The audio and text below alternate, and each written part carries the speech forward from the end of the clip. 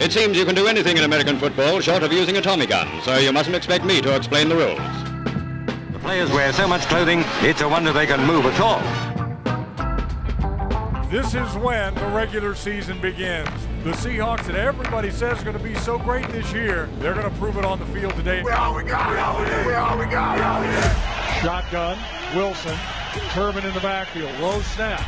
Wilson takes the snap. Now he's got to scramble, look out, and he just throws it far sideline. And oh my goodness, did he get back to catch it in bounds? He did! Holy smoke!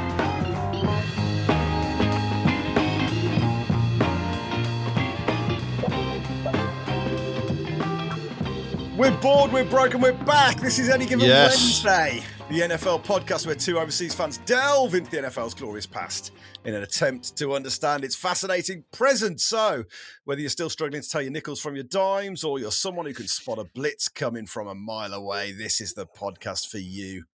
I'm Tom Parry, and if I'm the sideline-to-sideline free safety flying around the backfield, then he is the trash-talking, swag-walking cornerback that QBs lose sleep over. You better not throw to his side of the field. Yes, he can talk the talk, but boy, can he walk the walk. Who's got my back? He's got my back. It's Mr. Mike Bobbins. Oh, yes, please, Tom. Very nice. Good intro, that. And so on point. On point. That's right. Now, if the listener is not watching this or watching any of the clips, Bubs, talk us through your outfit. Well, do you know what? So yesterday was Thanksgiving. It was a year ago yesterday that I was in Lambeau Field, freezing my bits off, but one of the best days of my life. The frozen tundra with a few of the boys, watching the Packers beat the Dolphins. So I thought, in memory of that, and in respect of that, and in respect of the fact that yesterday was Thanksgiving, and we might have some North American listeners, I thought I'd wear my Thanksgiving / holidays Green Bay jumper. Yeah. Okay, which is, as you can see, very attractive. It's got trees on there and reindeers and a big geocoat. And because it's that time of year, I'm wearing one of my Green Bay bobble hats as well. I hope you've got a window open in there because that's going to get sweaty by the end of this. I don't care, mate. I put the hard yards in. I don't care. Love to see it. A year ago, yesterday. That's gone so quickly. Oh, we've got to start planning the return trip, haven't we? Really? You got to come, mate. You've got to come. Yeah, you simply have to. And we can do it for work. Yeah, it's a work-based trip now, so Jane will understand. We'll film it, and it'll be a massive tax write-off as well. Everything's a tax write-off. Yeah. This week, we're going to be looking at the legendary Seattle Seahawks defense of the 2010s, the brilliantly named Legion of Boom. But before we get into that, let's talk about Thanksgiving football because it was... Yeah. I was blindsided by it a little bit because, it's Thursday afternoon, 6 p.m, and you get a live Packers game of football. It was amazing. Short turnaround as well. You've got a tough game on a Sunday. Yeah. So the tradition on Thanksgiving, have I got this right? Is it a tradition that it's always the Detroit Lions playing on Thanksgiving? Yeah, well, someone else told me that. It must be, I suppose, is it?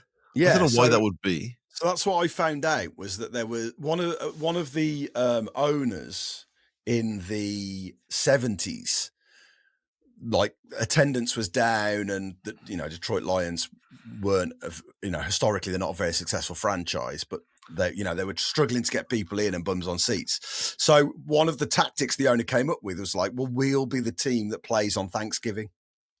Okay. So they were the first team to agree to play on Thanksgiving, which is why I believe it is always there is always a Lions game.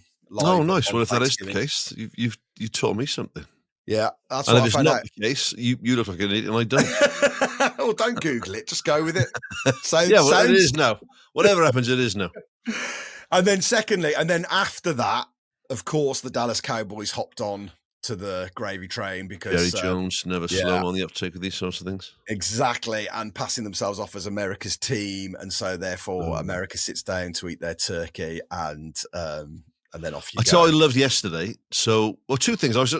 My boys playing rugby on quite a famous old rugby pitch called Sardis Road, home of Pontypridd in the Welsh Valleys there. Yeah, and I was sat with one of the boys, my mate Griff, who was at Lambeau with me the year previously, and we just sat there in the stand thinking, this is a bit warmer than this time last year, which was nice, right? But I got back in time. I just missed the start of the Packers game, but I thought this is a treat coming home on a Thursday to watch some NFL football. And obviously, John Madden is sort of synonymous with Thursday night football. The late great John Madden. I don't remember seeing them before. Those Madden patches on the jerseys. Yeah, so every player was playing with a patch sewn on. I'd love one of those. Yeah, they're beautiful, aren't they? Yeah, really nice. And he was, that was it on the turducken and all that sort of stuff. And, Well, that's the bit that I found kind of, after every game, I don't know if any of the listeners were watching or saw this, but at the end of your Thanksgiving game, they bring out a table onto the pitch and load it up with turkey and gravy and all the trimmings. No, they have a turducken. A turducken. It's a huge turducken. Yeah. And then the winning team get to, while they're doing their post-match interview, but do you know what a turducken is?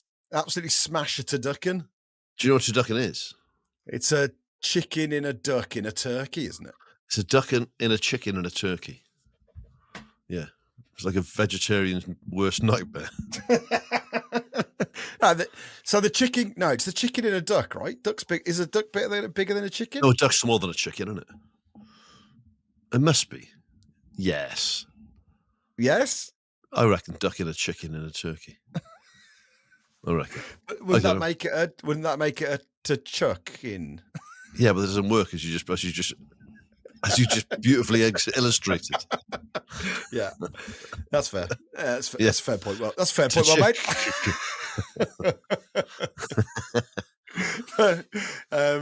Yeah, but I just thought, obviously it's part of, again, NFL are very good at like pageantry and making something a tradition. There would have been some sort of trade-off there as well with the players' union, I'm sure, because they would have said, listen, we're not playing on a Thursday. We just played on a Sunday. Oh, we'll give you some food. There would have been some sort of trade-off there. Yeah, we'll give you some turducken. But there's also, I felt yesterday there was a slight reluctance from the team because they were obviously the presenters are like, go on then, tuck in. But you could see the players being like, well, how long's that been out? Yeah. Well, do you know what, for me, quite upsettingly, I'm on record many times in other previous podcasts of describing how we never have a turkey for Christmas. I don't particularly like turkey. I think it's overrated. Yeah. I'm more of a chicken man. And then who should come out? And let's keep it apolitical because we don't do politics. Turns out that J.D. Vance is also highly anti-turkey. Oh, no. Pro-chicken. So now I don't know what to do. Yeah. Kindred spirits. I might have a turkey for Christmas now anyway. I don't know. I don't know. But it's not as nice as chicken, is it? That's the problem. No, if it was as nice as chicken, we'd eat it all year round. This is what J.D. Vance said. Oh, and right, this is what I previously said. So I don't know if J.D. Vance has nicked my material. Is he a fan? I don't know. And that would be J.D. Vance and Trevor Noah both nicked my material. And that's a strange brew. What did Trevor Noah do? I just nicked a lot of my stuff. Honest? Yeah. And then put it on his Netflix special, which is kind of him. What? Yeah. About 2 years after I put it on my BBC special, which is nice. Well, I don't think he knows, to be fair to him. I'm sure one of his writers thought, that's a nice bit of material. I'll have that. I'll pass that off as my own, if you don't mind. That's amazing. I do mind. Yeah. Either that or it's a coincidence, the sort of coincidence you can only dream of. Yeah, it was weird when Trevor Noah started doing that bit about going out in Swansea. Yeah. Having a wife from Swansea and growing up in Parry. What? Being a PE teacher. It was weird, actually, when he started talking about Tom Jones. Yeah. I didn't have so many rugby stories, to be honest. I got a couple of questions for you from watching the football. And I don't know if I've asked you this before. I've got to be honest, Tom, my ears are sweating, but go on. Yeah, I know. You committed to the bit, mate. I'm in it now for the long haul. Come on. We're going to have to get around about 35 minutes. We're going to have to wrap this up, else you're going to pass out. Go on, what's the question? I've asked you this before. The defensive coordinator sits in the booth where he can look over the field. Yes. And calls the game. Mm-hmm. But whoever's calling the offense is often on the sideline with that big sheet of paper. Why doesn't surely there's an advantage to being up in the booth, looking down on this game and seeing what they're playing and the shapes of the sport. Why is the offense called from the sidelines? There's nothing stopping him, as far as I'm aware. The only thing you can't have in an NFL game is video footage of in-game. You can't, when you see those little pads and those iPads, you can have still photographs, but you can't have, I couldn't show like the previous couple of plays on a video to my players. You don't have to do that. Right. Okay. So there's no advantage in an offensive coordinator not being up in the stands, or a head coach if you want to pop up there. So I don't know. I think it's just as far as I'm aware, that's just a personal taste thing.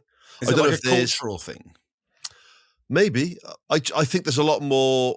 There appears to be a bit more face to face with the offensive coordinator and the quarterback than there is between whoever your defensive captain is and your defensive coordinator. So I don't know whether that. I don't know. I think that defenses, and this is a weird one, right? I've only just thought of this in the last 10 seconds, right? Oh, I love that. Is when you think of a team and a head coach, I always seem to think that they are in charge of the offense. Yeah. And defenses, I know they've got a coordinator, but defenses tend, in my limited knowledge, tend to be like almost the best defenses, almost like a law unto themselves. So when you think of like the Steel Curtain, or you think of the 46 defense at Chicago, but that was very much Buddy Ryan's thing. It was his defense, yeah. So I just seem to think, unless you got a very defensive coach, like we'll throw forward to this, we're going to be talking about Seattle Seahawks and Legion of Doom. Pete Carroll was a safety, yeah, when his playing career. So maybe, and they were that team was really built around a defense. But I always think of like defenses as being a bit separate and offenses being the head coach's thing. Yeah. It's funny, but that isn't, like you said, that isn't the case. Like, Rob Saleh was head coach of the Jets, defensive coordinator. Dan Quinn, who actually looked after Legion of Boom, is now Washington's head coach. Yeah. So it's just odd to me. I just feel like you obviously have such an advantage by looking down and seeing the shapes of what's going on. Well, I don't know if they still do, but certainly I used to get. I still got Game Pass and DAZN and stuff, but you should be able to do the 22 camera. Have you seen that? So it'll be the stuff they give to coaches after the game. It's the camera that's above the field where you just see it like a chalkboard. Yeah, and it's fascinating to watch it then. Yeah. Like when I'm watching our football, like soccer, I can never see the shapes they're talking about because I'm watching on TV. I think you have to be at a stadium to see things for real. Well, but also because that's what I was going to ask you, is when you went to see Packers at the Spurs ground. Yeah. Famously, you had brilliant tickets on the halfway line, right next to the pitch. And they were, if you're a football fan and you want to see the game, the cheapest tickets I had last year, the only ones we could get at Lambeau were literally, it was the highest seat, the furthest away from the field. You could any further back and you'd fall off. If you look at the big scoreboards at Green Bay, there's like bleachers that extend above or stands that extend above the rest of the stadium either side of that. We were on the last row of that. We couldn't be any higher up. You basically got Jordan Love's mum's seats. Do you remember when Jordan Love made his debut for the Packers? Yeah. And it was at Arrowhead against the Chiefs. And the Chiefs did the biggest arsehole move ever and gave his mom, his mom is at every game he plays. So he asked for tickets for his mom because he was making his NFL debut, and they put her on the back row of Arrowhead Stadium.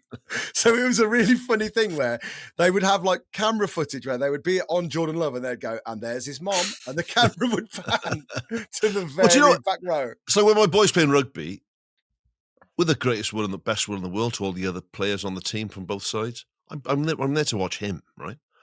So I'll be as close to the action as I can be. Yeah. If I'm Jordan Love's mum, I'd love my tickets that I had for the Spurs game because you're on the halfway line on the front row. Yeah. Perfect. You're right there. But to see the game, I want to be as far. Like I'd have much, much better view of the game from the. If you're ever going to go watch an NFL game and the only option is seats right at the back or right at the top, take them because that's the best view for me. Yeah. Well, that's what. Because when I was at the same game at Spurs, I was in the end zone. Yeah, I was back of the end zone, high up in the top tier, and it was Perfect. amazing. It was an amazing way to watch the game. Because that's what I was going to ask you that's what I was wondering is like when you're that close to the action and all you're seeing is kind of like the scrums and you can't even see the opposite side of the field. No, you can't see anything because you can't see past. Yeah, if you're sort of almost pitch level, it's a terrible view. You're seeing these absolute big boys just bruising each other. You can't see anything. Yeah, I know. That's it. So like that's what it is weird with those games. Why the VIP seats aren't much higher up? If they'd have said, "Do you want some free seats for the Packers game?" Yes, please. Yeah. We got the special VIP ones on the halfway line, but at the top of the stadium. Yeah, that'd be brilliant. That's what you take. Yeah. Yeah, that's what the 22 cameras like. So yeah, I don't know why that is, mate. I don't know how it would make. I suppose defenses by their nature are more reactive than proactive. Yeah, that's true. So there's a bit of that, I suppose. And I guess being able to chat to your quarterback in between plays. So when they're off, when you're approaching what's going to happen next and things like that, then you see the coaches sat with the quarterback and being. There'd be a telephone there. Yeah, well, was it Joe Montana, or have I dreamt this? That got an outside line on one of those telephones and would phone his wife and called his wife to say hello. Candlestick Park. I love that. Imagine that in the middle of a game. Yeah, there's a bit yesterday with the Packers. So the Packers won, and a good win against a good side, right? I mean, it was a good Detroit was a great game of football. I watched I missed the first quarter.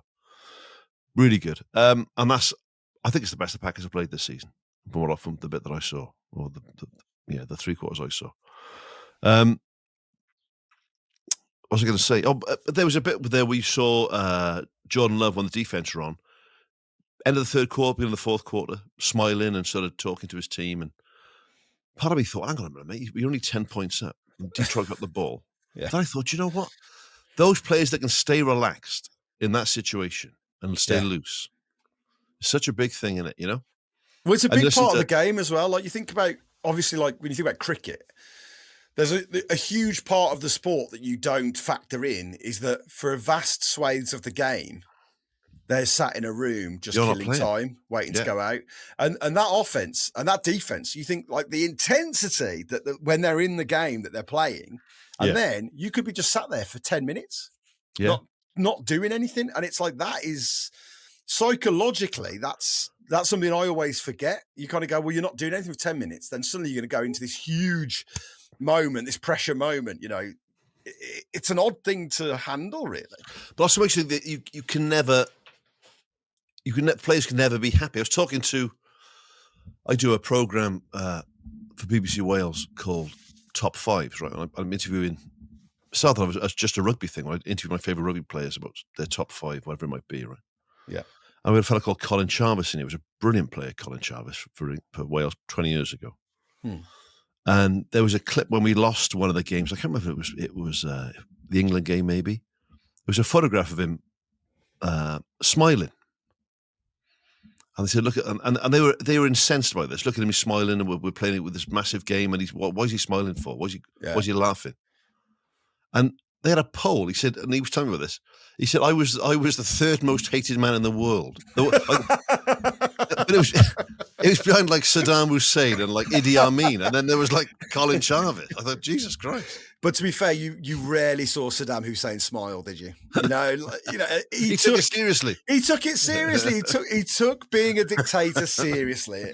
Can't say fair. But players can't win, is what I'm saying. So I know. Jordan Love, I thought there'd be people now that are pissed off that he's smiling and laughing on the sideline.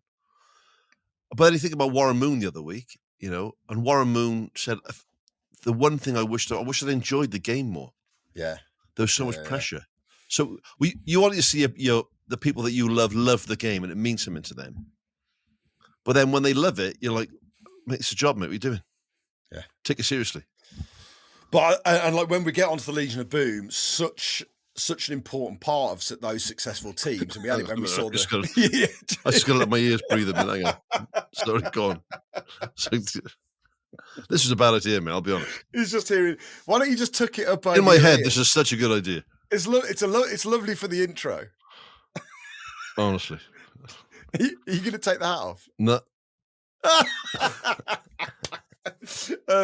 Yeah, when you look at the I can't now because I look like the flipping professor off Back to the Future. You took your ears out. Took your ears out for a bit. Marty. There we go. There we go. No, I can't do it. It looks like an elf.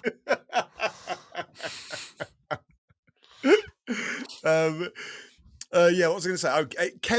Chemistry and that kind of team and the trust that you have. It's such an important part of it. And I love it when you get those mic'd up. If you look online, you can find like whenever they mic up players and like the amount of kind of banter and geeing each other up and motivating and making each other laugh and all that stuff is such a great part of it, There was that brilliant chat, wasn't it Joe Montana, where it was the Super Bowl and they were down and they had to drive the length of the field, the drive people call it.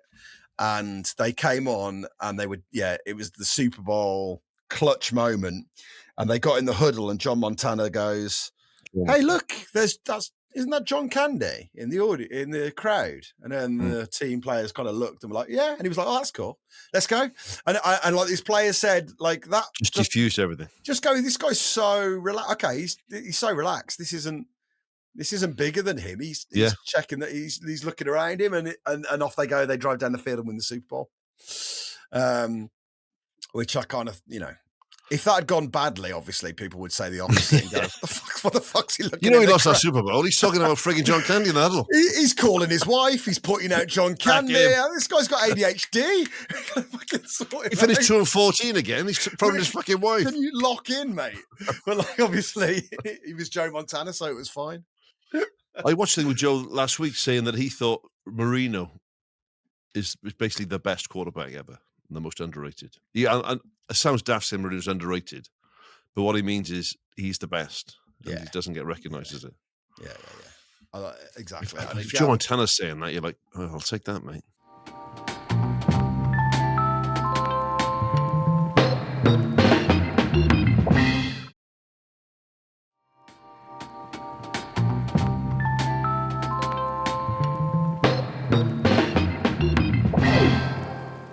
If you haven't listened to our Joe Montana episode, then get back and have a listen because it's one of our faves.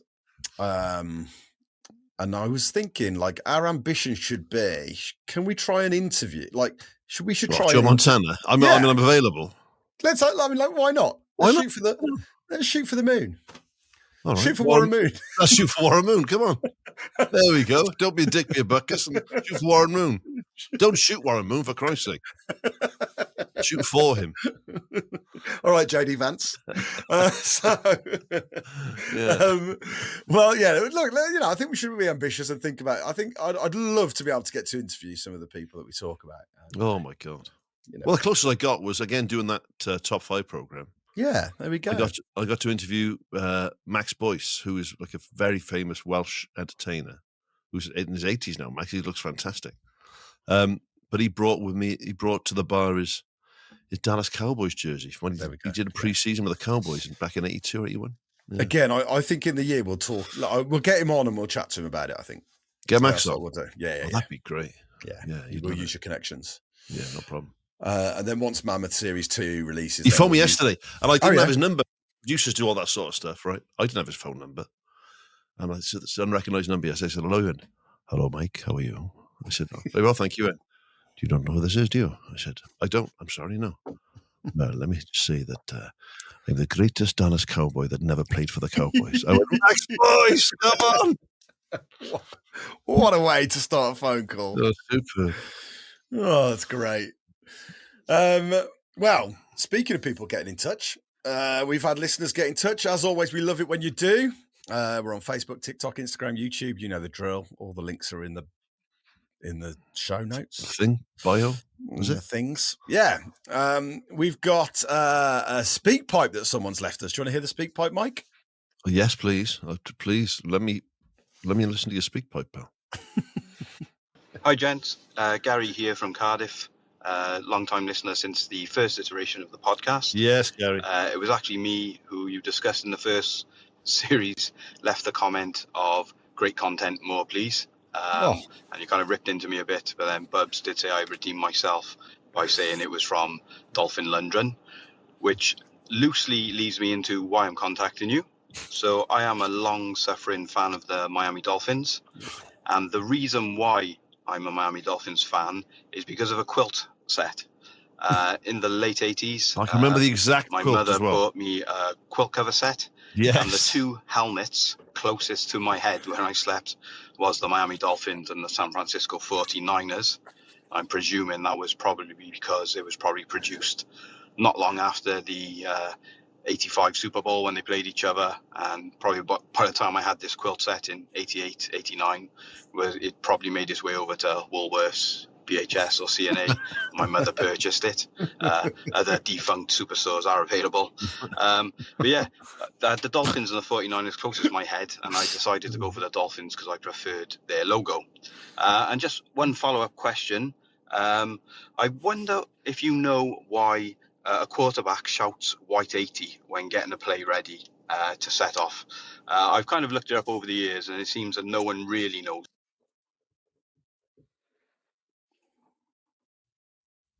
And did that just end sharply then, Reese? He ran out of time, Oh, but that's as far as I got. Right. So Gary got cut off there right at the end. I think there's a limit on the length of a speak pipe. Yeah, your speak pipe can't be too long, basically. That's what they say. You've got to keep the speak pipe nice and short. Yeah. I must have I got one of the best speak pipes in the world in that case. I think it's about the width of your speak pipes, what I've heard. Anyway, what? It may not be very long, but it sure is skinny.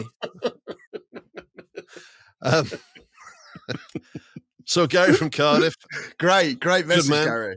Yeah, long-term listener. This is the people we like. Do you know what? As soon as he mentioned that quilt cover, I could see it.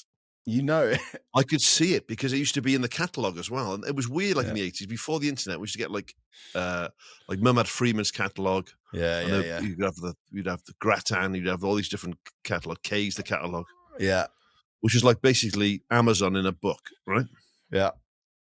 But there'd always be a limited range of NFL stuff. And there were those quilt cover sets. There was an LA Raiders set.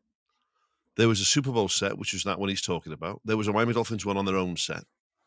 And there'd be random things. Like I said before, like in Woolworths, I bought a Seattle Seahawks bag because teams would they bring in very limited ranges of things. Yeah. Dolphins seem to be in a lot of stuff. I think there's a lot of people who holidayed in Miami, and then Miami Vice was a big thing.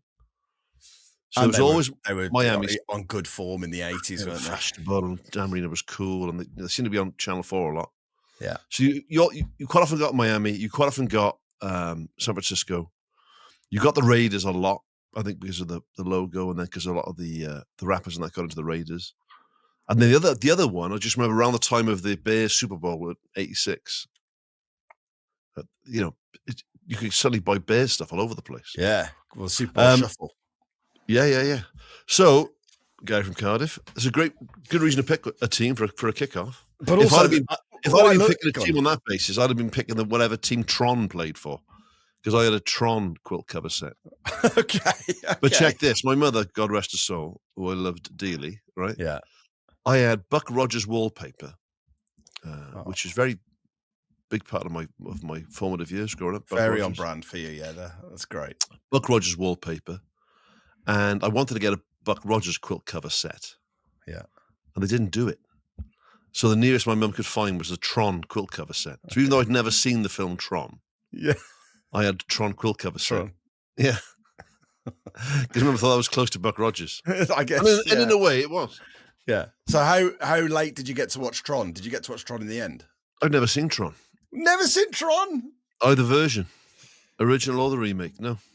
I can picture you in the cinema watching it going, well, this is nothing like the quilt cover. This is what's this? I prefer the quilt cover, actually. This is bad. When does he get his pillowcase out? Where are the stains? This is rubbish. Hey, come on now. Don't judge me by your own low standards. My favourite detail of that was that the proximity of your head to the helmet is what you chose your favourite. Yeah. I really like that. If you'd have slept on the other side, are you a side sleeper, Tom? I'm a side sleeper, yeah. I sleep on my left side. Leave the right side free, yeah. Yeah, well, it's just comfortable with me. I don't want to defend myself against aggressors. The fucking Napoleonic army. Keep your right arm free for what? You're asleep, you idiot. Yeah, I know, but you never know what you're going to need to react to. I just need my left side to keep my right arm free. Yeah, well done, mate. Yeah, fair play. Do you want to answer this white 80, the cadence question? I think that's probably, if he's a Dolphins fan, like I'd never heard that. The one that I always say is like Blue 18, Omaha. There'll be certain quarterbacks will be known for certain things, which might be the start of your audible. It might be a check down. There's lots of things it could be. I assume the white 80 is just the one that the Cowboys use. Yeah, that the Dolphins use, I should say. But it's to signal when to snap the ball. Ultimately, isn't it? Well, no, it could be that whatever I say after this is bollocks, or it could be whatever I say after this is the change in the call. We're going to audible. It could be to do with the snap count. Yeah, there's lots of things. It's just like it would always be the package would be Blue 18, or Omaha when it was Manning was Omaha, wasn't he? Yeah. So it's just all code, basically. I think white 80 is just a code that sounds like if you're a Dolphins fan, you've heard it a lot. It's probably because the Dolphins use that as their key phrase for when they're audibling. Audibling, is that such a word? Audibling. Audibling. I prefer. Yeah, but I'm sure the Americans would chuck they never sort of chuck a Z in there if they can. Either way, it sounds like a podcast company. We've also got some emails. So Simon Davis has been in touch with this. Hi, both.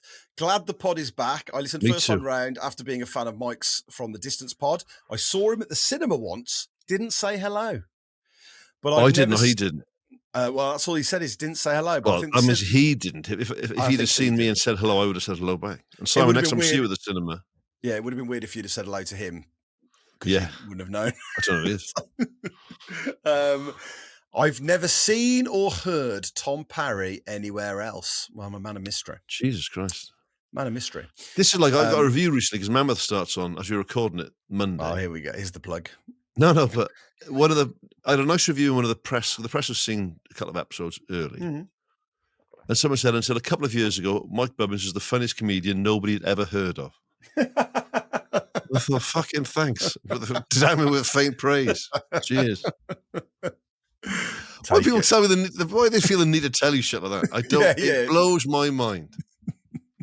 Just leave that last bit out. Yeah. Are you famous, mate? Not really, no. I've never heard of you. That's fine. Fucking weirdo. That's fine. Simon goes on. This year is my 20th NFL season. I should point out to Simon, mate, sorry, that Tom Parry is one of my favourite comedians in his own right. A great comedy writer, a great comedy director, star of Badults, star of Pappies, multiple award-winning comedian. Don't you worry about that. And rapidly overtaking me in NFL knowledge. And my agent. Bubs is looking after me now. Yeah. Right. So Simon says, this year is my 20th NFL season after getting my first taste with the 2005 Super Bowl between the Patriots and the Eagles. Yeah. As a rugby man and always being enamored with the subtle glimpses of gridiron shown in American films, I saw an ad for ITV coverage of the big game with analysis from Martin Johnson, so the new sport with a familiar face didn't take long to get me hooked. Being born in 1984 and never having met anybody who'd watched before, I had missed the NFL wave of the 1980s, but I was bowled over by the scale of the event, even if I often laughed at the sheer Americanness of it all. I still do now. I think that's a really good summing up of my NFL experience as well. 100%. Yeah, it is. I had a couple of weeks to prepare by learning what teams were in and all about their chances. There was one standout theme. Terrell Owens. Would he be fit? Would he play? Would he be worth it? And would he get himself a ring and a first championship for Andy Reid's Eagles? Maybe yes, probably not, and no being the answers, but the antiques personality and sheer self-belief of that one player standing above all others had me hooked. Had T.O. been a rugby player, I'd have hated him, but this was a new, big and brash American world for me, and he was the biggest and brashest shining light of self-absorbed egotism. until years later when a certain Mr. Bobbins started a sports podcast. Anyway, the game came and went, and then I was struck by the inevitable question we all asked at the beginning of their first off-season. How long until they play again? Are you sure? Back then, there was no social media and nobody I knew was interested, so there was just me and several months of research on rules, teams and players until the 2005 season began, and Channel 4 had SNF with Nat Combs and Mike Carlson showing the main games in full with highlights of all the other amazing eyebrows. Yeah. This, for me, was the best way to learn with all the best action to be impressed with in clips whilst also feeling the ebb and flow of a full game. To this day, I cannot get my head around Red Zone. Man after your own heart there, Bubs. Quite right. I watched a different team every week, getting the feel for different teams, coaches, players, etc. for a full season without prejudice, while the TO against the world for a new contract storyline bubbled away the whole year until the Steelers beat the Seahawks. I mean, yeah, the Steelers beat the Seahawks at Super Bowl XL to wind down my first full start to finish run. After that, I thought if it was going to be now to be a committed NFL fan, I would have to pick a team. So where to start? Never being much of a kickball fan and not long before having... Can I just say if this was a speak pipe, we'd have run out of time. Oh, God, look, this is online speak pipes worth. We've got at least 3 speak pipes here. But we can't do the Legion of Boom anymore, but go on. I'm loving the detail here. Never been much of a kickball fan and not long before having my emotions played with by the WRU's regional rugby rollout. There weren't many like-for-like comparisons to make, as you've been doing for listeners lately, and there aren't all that many similarities to my 20-year-old mind between large US cities and the Rhondda Valleys where I lived and grew up. But the Eagles had released Owens in March, and 2 days later, he became a Dallas Cowboy, which was apparently good enough for me because so did I. I didn't release a rap song about it, but T.O. did, and there's a link below to his rap song. So here we go. That's why I'm a Cowboy fan. Although I could have had it easier, there have been highs and lows. I wouldn't have it any other way. We've all played fantasy football and Madden, or played various sports or make-believe battle games on Xbox. But in a world where 32 franchises are the playthings of billionaires who are competing for bragging rights, the Cowboys have Jerry Jones doing it for real. Win or lose, Jerry is always all in. I've been ribbed recently by my friends in our league. I did make some eventually about the Parsons trade. At any point? Oh, no, he just called me an egotist, and this is like fucking War and Peace. It's his biography. I've been ribbed about the Parsons trade. I'm nearly there. Followed by the deadline day moves and how the Cowboys need a real GM. I wholeheartedly disagree. Yeah. The Cowboys are Jerry's team. All the owners want to win, and they hire whatever they think they will let them. They fire them when they don't hire someone else. Jerry calls our shots and stands right there whether they come off or not. Every Super Bowl, the players do the work, the coaches make the calls, and they hand the trophy to the owner. Most of us don't even recognize, but when Jerry Jones gets his hand on it one more time, he will be the only one who has really earned it. Wow.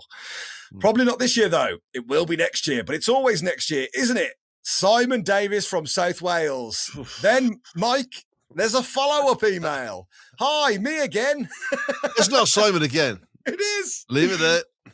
Is it as long as the previous one? No, it's much shorter, but it's basically him talking us through what Super Bowl shirts he owns. All right, good. You go, his jerseys. Take that as read. Okay, so there you go. Yeah, Simon, top man. Love that. I'd be very surprised if Simon wasn't in the sort of journalism profession in some. Yeah, that was beautifully written. Beautiful bit of prose. And I love people who treat an email like a missive, like a lovely letter from the old days. Yeah, it was great. And please keep your emails coming in.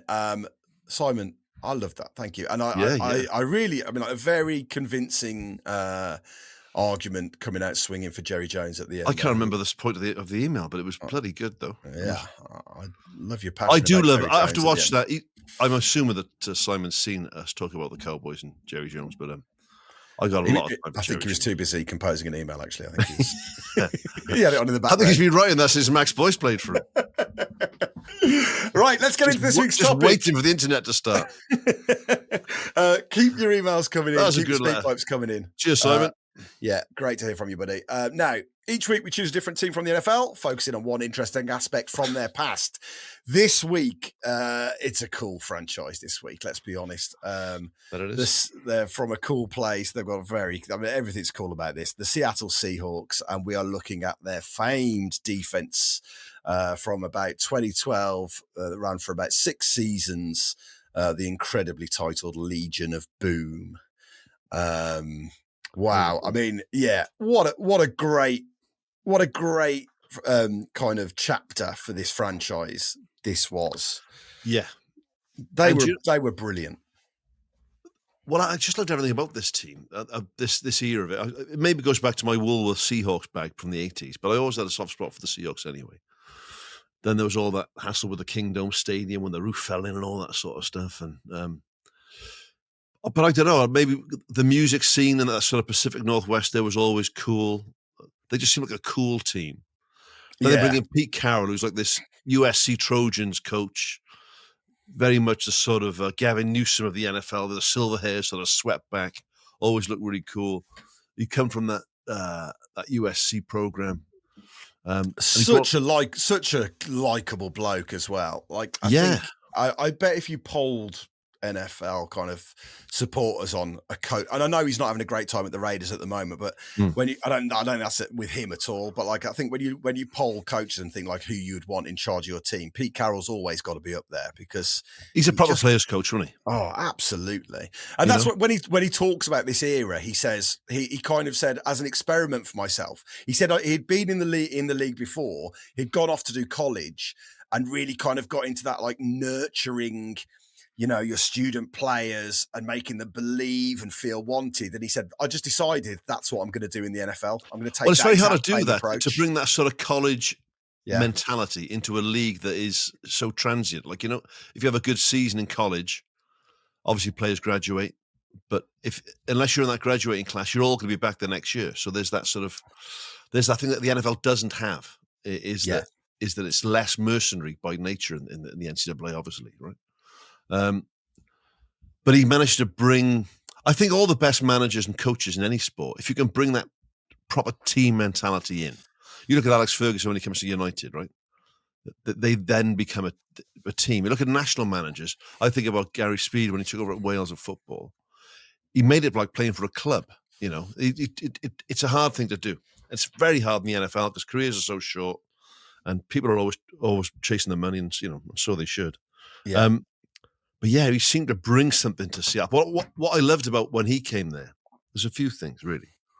I like the team anyway. I love the uniforms, especially the throwback ones. But he came from my favorite college team. I really like USC.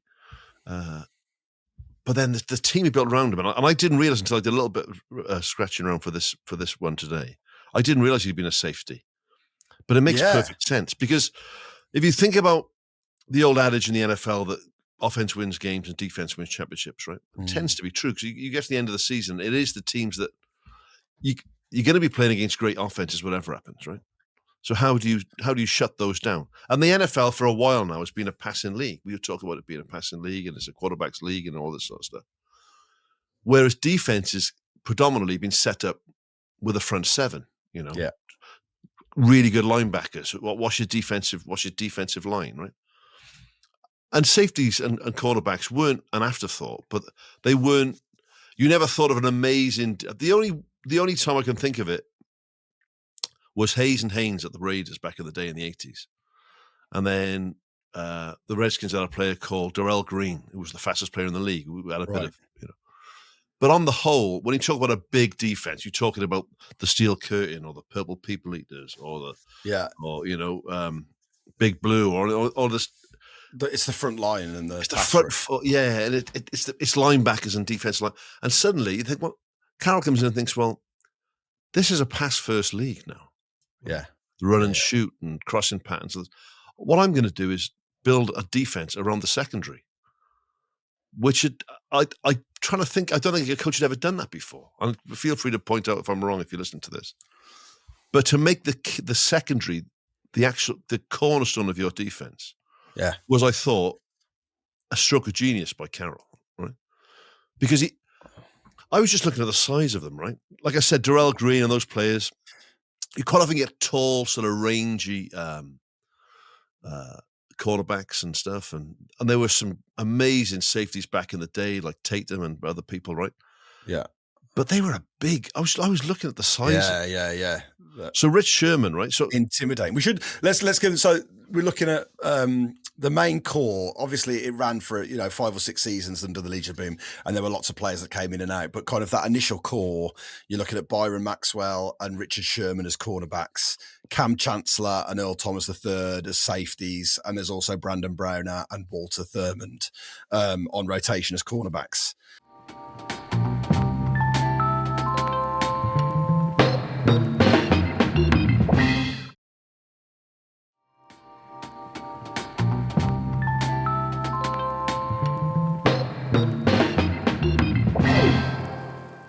And they are an intimidating unit of players. Well, like I was saying, like you always think, I go back to the days of Christ in the 70s, people like Pat Fisher.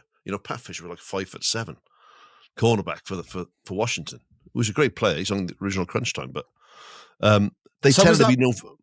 Go on. I was going to say, were they known for their speed? Is that what they were known for, a cornerback? They wanted to be and it fast. tended to be a bit of a cliche, but if you were a receiver who couldn't catch, you played cornerback, right? Yeah, okay. Because you were just known for speed, but it's obviously it evolved, but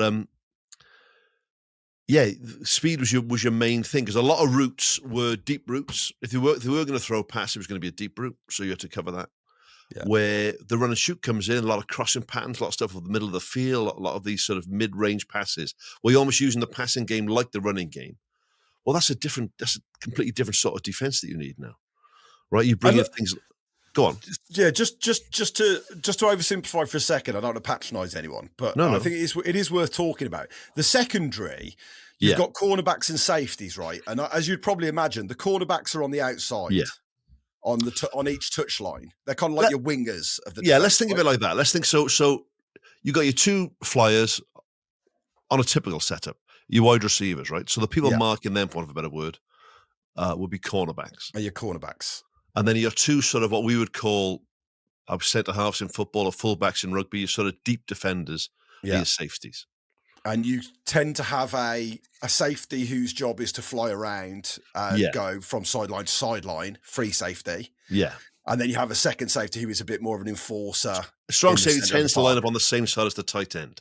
Right. As well, right? So, but speed was the key. Speed and reaction was the key. You've got to cover so much ground. That's why whenever I watch secondaries and you think, like we talked about it the other week about how difficult it is to be a cornerback, how difficult it is to be a safety, the amount of ground you have to be able to try and cover, the speed that the ball is traveling and the speed of these guys that you're trying to pick up. If you look at any position in football, right, I think the biggest leap from college to the NFL, obviously quarterback, because the playbooks are phenomenal. But right after quarterback would be receiver, because they're just so much quicker. They're the quickest of the quick, with the best hands and the best route running and the best cuts and the best. So your cornerback in the NFL must talk about a thankless freaking position. You can't switch off for a half a second. That's a touchdown, right? It's gone. Yeah. So what they bring in, they almost turned defense into attack. Right, Sherman comes out there doing the trash talking. Oh my God, amazing! Amazing.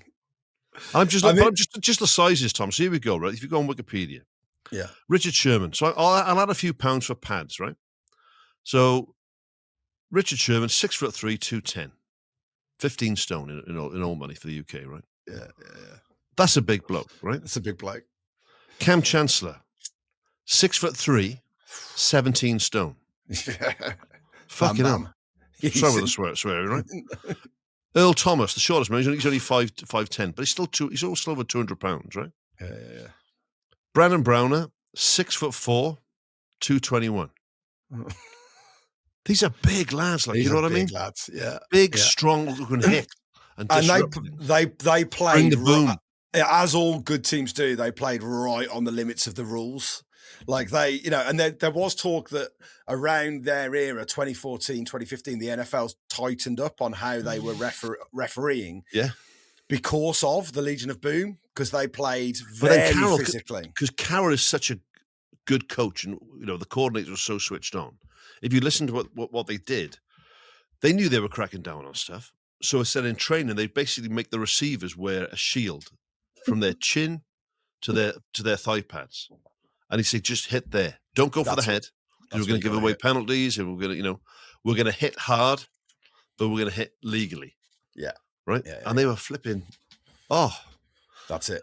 And for 4 years, and they're the only team since, I think the Cleveland Browns in the 50s did it, but in the old AAFC.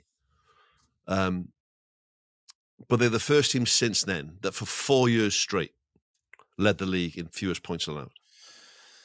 Yeah. And whenever you see that in the NFL, because of salary caps and free agency and the draft, it's unusual to be top in the category for more than a year or two, because players leave. Well, it's like with Kam Chancellor, but after that second Super Bowl when he held out, and because he wanted to get paid what he thought he was worth.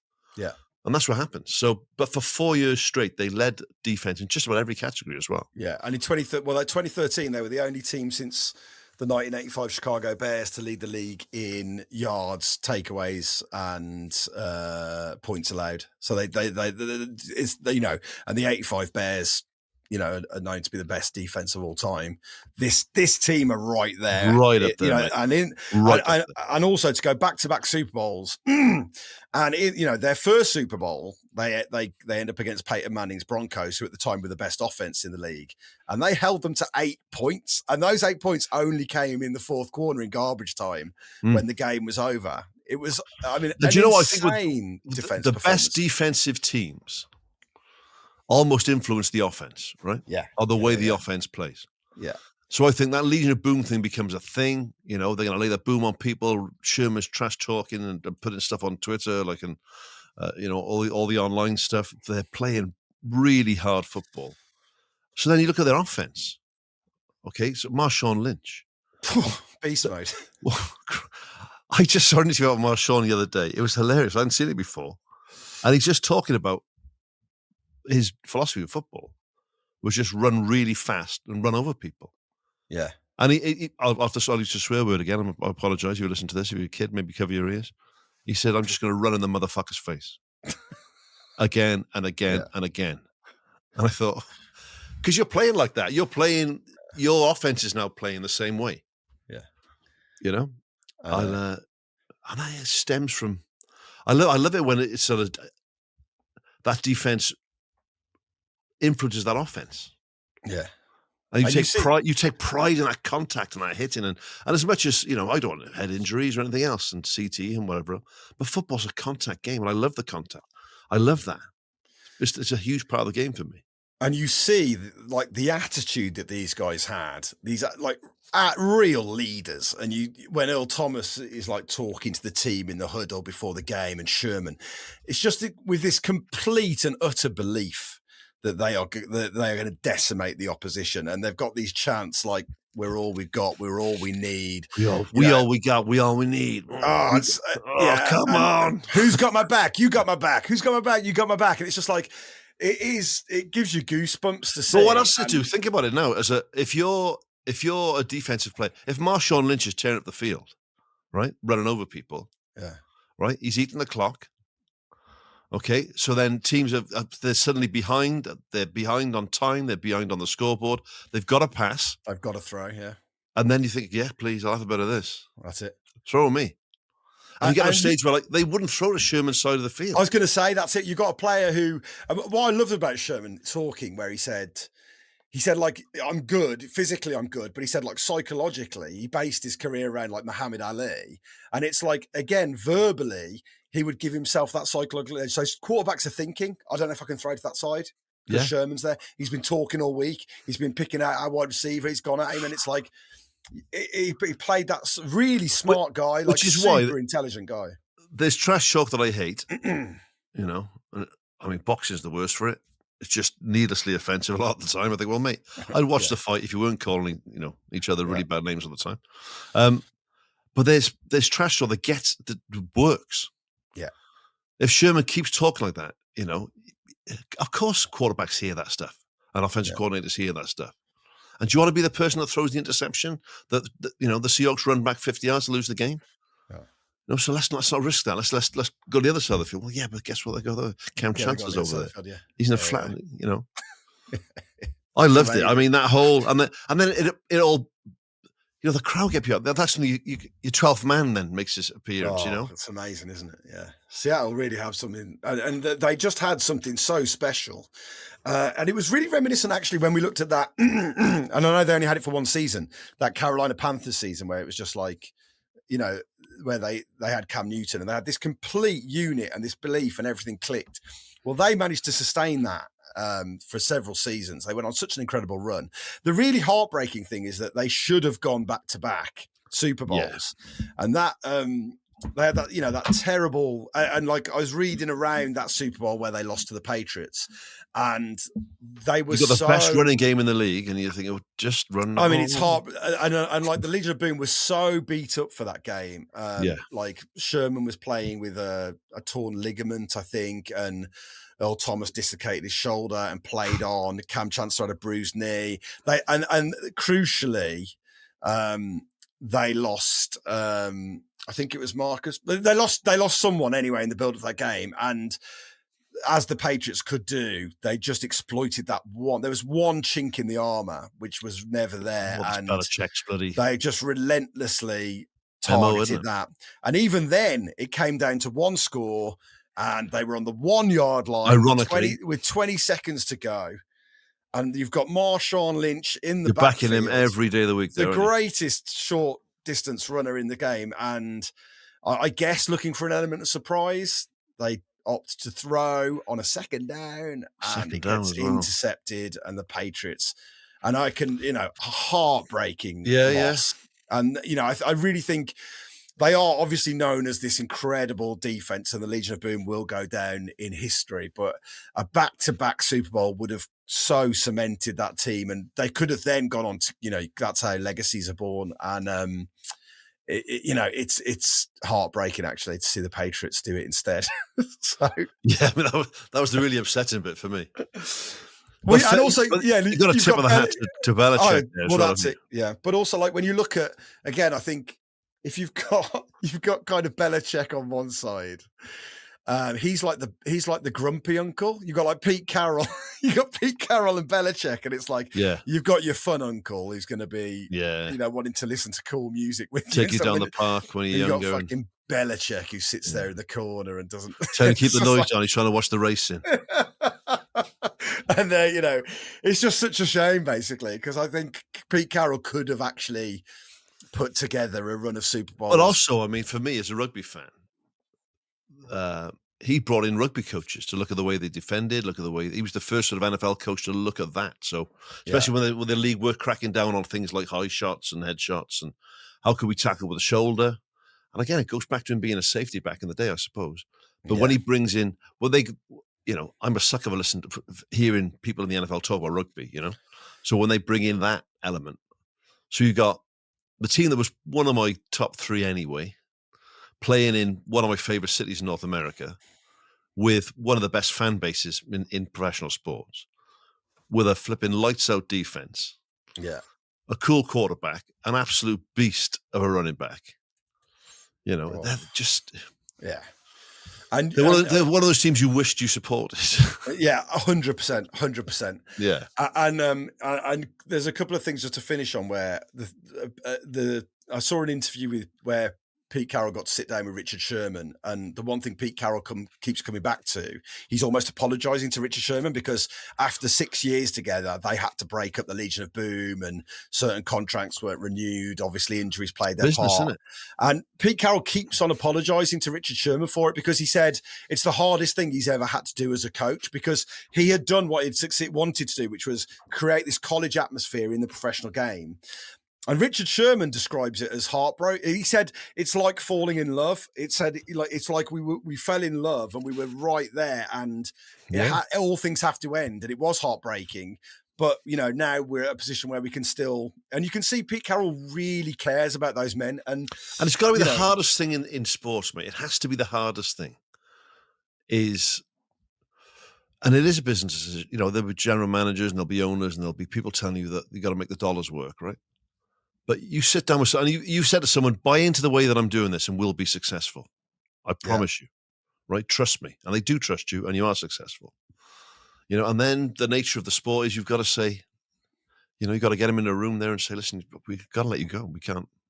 Yeah. We can't do it. You rightly want what you want, and you're not entitled to, but you know, it's whenever you talk about people earning millions of dollars, it's hard for the layperson to have any sympathy, right? But the point is, the careers are very, very short.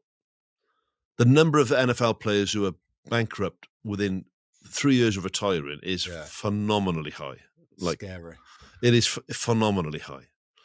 And, you know, you tend to be physically wrecked by 26 years of age on the whole, you know, because it's such a tough thing to do. Yeah. So, yeah, they got that. They call the meat principle, maximize earnings at all times. So you're always trying to get the most possible money out of a deal that you can, because you're aware of the nature of the sport, right? Can you bring this attitude to our business meetings when we're talking about Patreon next year? Yes, please. Yeah. We're going to try to bleed people absolutely dry if we can. Yeah, that's obviously. But then, you know, it's the head coach sitting down with you, and I think for a lot of these coaches, especially come from a program like USC or the sort of coach that Carroll was, he's not exaggerating. That's almost like your family. They're like your kids. I remember listening to I think, was it when Jimmy Taylor left the Packers with Lombardi? He broke his heart. He saw him as like a son almost, you know, but it's the business of the game. So, yeah, when you see him, when the water's passed under the bridge and, you know, a couple of years later you get to hook up.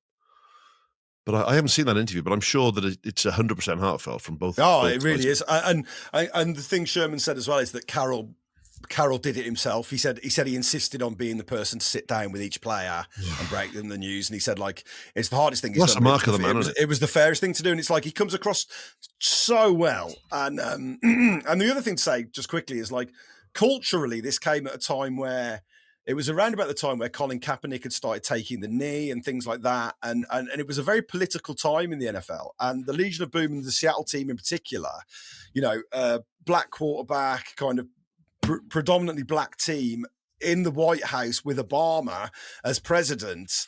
And they were very outspoken, very spoke their minds about all of those issues that were going on. Pete Carroll really encouraged that and liked his, you know, and again, they talk about a collection of players, and this feels like a recurring theme in the NFL, a cast of players who were misfits elsewhere or seen as problematic. And like Sherman calls them, he said, like, a bunch of us are absolute psychopaths. And what Carroll wanted to do is bring these people together, encourage them to be themselves, express themselves, show who they are on the pitch.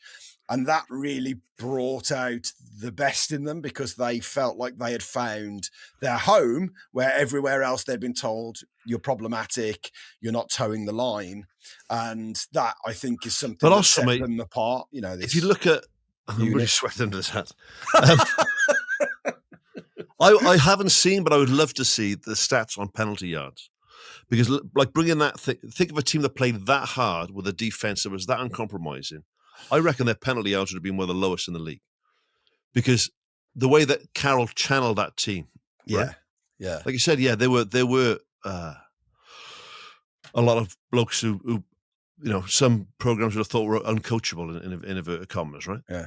But they're not uncoachable with the right coach. And that's, it was, part of me I love the equity in the NFL and the parity and the cap and what that does. And, you know, especially because, you know, your team's always going to be in with a shout within a year or two of going all the way or getting deep in the playoffs. But the downside of it is when you get really charismatic teams or really charismatic units, offenses or defenses, there's a good chance they're not going to be together more than a couple of years, because 2 or 3 seasons. Economics of it. Yeah. That's it. Well, what a cool, I mean, I really enjoyed looking back at this and what a great, cool franchise, great era for them. And that'd be a game to watch. Let's go and watch Green Bay against Seattle in Seattle. Oh, here we go. Okay, now we're talking. We'll do 2 games. Let's do 2 games. Now we're talking. Okay, I'm off to talk to my wife about that. Yeah. Bubs is off for an ice bath. Yeah, you got it. Cool. I'm just taking this hat off immediately as soon as we finish. As always, guys, like, subscribe, recommend to other people. Keep on getting in touch. We love the fact that you're enjoying what we're doing, really enjoying doing this. And always, remember, don't be a dick. Be a buckus.